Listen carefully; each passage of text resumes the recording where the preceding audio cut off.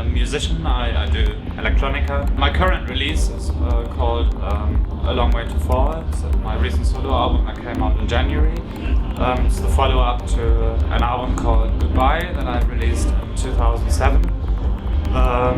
It took me a bit of a while to finish that one. Several reasons for that. One reason is that I did 3 albums which were kind of based on the idea of transferring an indie shoegaze aesthetic into an electronica context, and after that album Goodbye I thought I should try something different or find something else that as a new challenge, and so I ended up experimenting with a couple of ideas for a while and then settled on this idea to do like an album that is much more like a classic electronic album, in the sense that it tries to incorporate a much wider range of synthesizer colors and to basically ideally to celebrate the synthesizer as a musical instrument, so not like as an instrument that's just capable of funny noises and stuff, but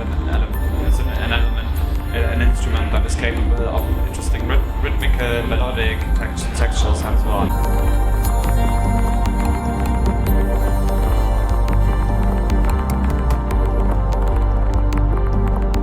I've always really liked using hardware instruments, not necessarily just analog, not necessarily just vintage. I use a very wide range of different instruments from the 70s, 80s, 90s and current stuff as well.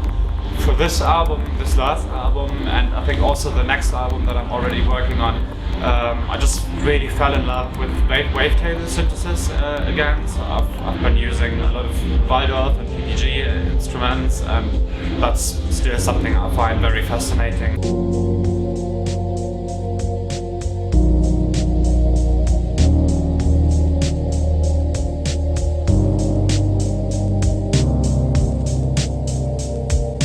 I grew up in what you could probably call I had quite a rough upbringing, to say so. At the same time, my family was also very hardcore religious, like one half of that family, and I had these very interesting samples from a Catholic death mass, I think you call it in English, and they sounded very interesting because a lot of the room, basically that church that they were recorded in, was quite present in the recording, and I just thought, well, if I cut up these some of these bits from that celebration, then I can probably add like an interesting additional texture.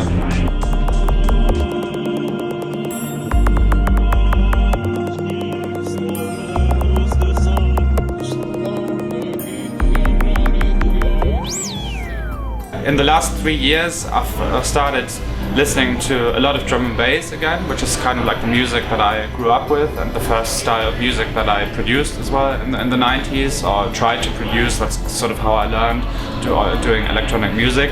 And I think after a bit of a dry period, drum and bass has become very interesting again. There's lots of really experimental, sonically very challenging stuff out there, and I like that a lot. I think there's 2 types of artists. You know, there's people who want to be a musician or play an instrument because they want to perform on a stage and they love that aspect, and then there's other people who basically want to do that because they enjoy being somewhere alone writing, or with a couple of friends or whatever, jamming, but like in a non-public protected environment. And I think I always belonged in the latter category. I never wanted to be on a stage, and I still feel a bit awkward when I do it, but I'm actually okay with it now, because at least I have a setup that allows me like a reasonable amount of freedom with Ableton Live, and I can deliver something that I would consider to be worthwhile as a performance.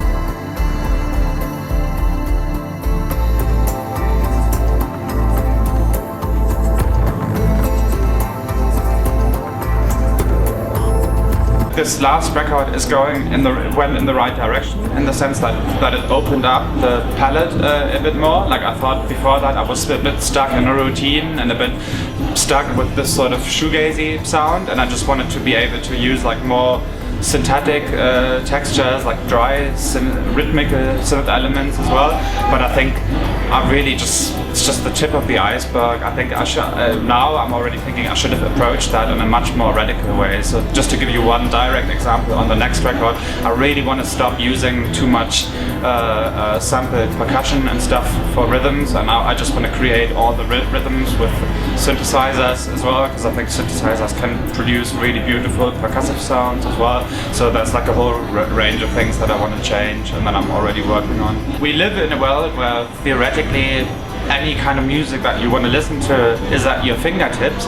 But I think that also creates a big problem, because there's so much and it requires a conscious decision to discover certain things. So I mean, when I was 11, 12 and discovered electronic music, or 10 or whatever, I just switched on the radio and listened to that all day, and eventually there was like some sort of special show and they played that. Nowadays you can listen to the commercial stations 24 hours, 7 days a week, and you'll never hear anything like just slightly left field or off center. And I think everything that helps to popularize and spread sort of more left field interesting music in this day and age is very important and very good.